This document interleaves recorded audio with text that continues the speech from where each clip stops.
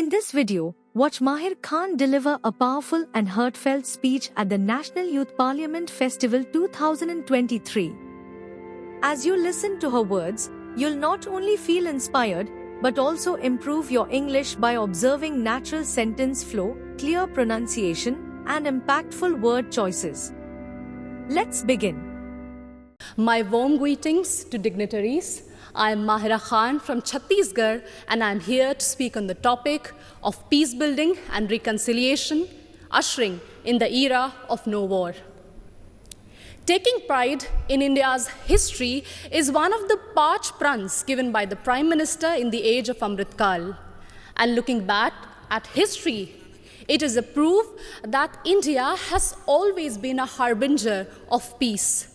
No war does not mean that we have no reason to fight war.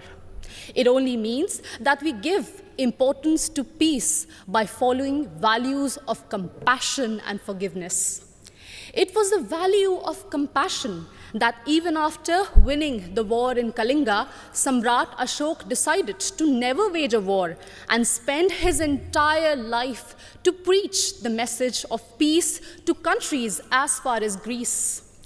It was the value of forgiveness that even after the British sent our soldiers to world wars and our farmers to famines, Mahatma Gandhi still chose ahimsa and satyagraha for independence.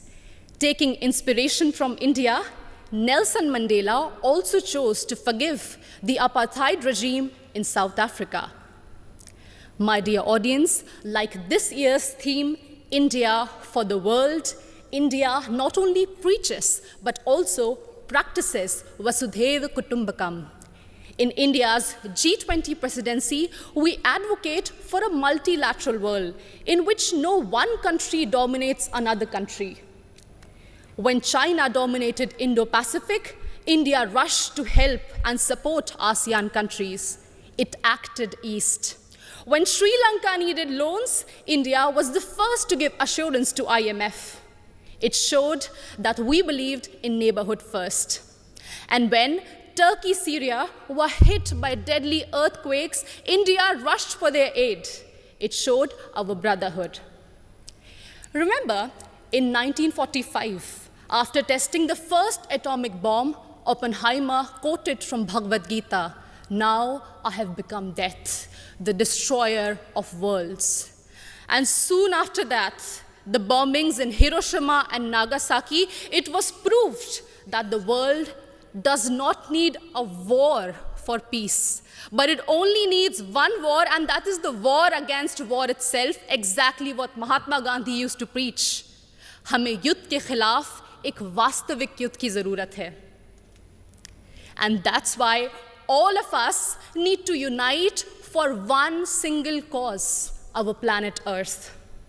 The conflicts in West Asia, Africa, and the constant quest for world dominance between USA and China are doing no good for sustainable and equitable development.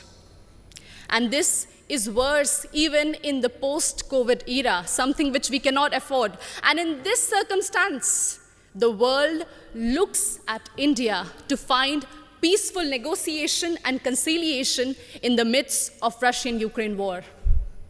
As the voice of Global South, we believe that few rich countries which have caused maximum war and pollution in the last century should pay for their mistakes by helping and not holding back technologies from poor countries. I understand that we might be divided by borders, but we believe that our culture, sports, and ideas could unite us. And in this condition, the world looks at International Solar Alliance for an equitable solution to green energy transition. Our jawar, bajra, and ragi are being celebrated as superfoods in the world today. And the world looks at Ayush for a healthy lifestyle. My dear audience, when one youth from Naxal-affected area of Abujmar in Chhattisgarh can strive and participate in international football, it inspires so many of us to strive for a home that is free of conflict and full of opportunities and growth. In us, in each of us, lies immense ability to solve any internal or external conflicts through peace, passion, and compassion. बढ़े चलो यही निदाए वक्त है, ये कायनात, ये ज़मीं, ये कहकशा का रास्ता, इसी पे गामज़न रहो, अमन की राह पर चलो. Thank you so much.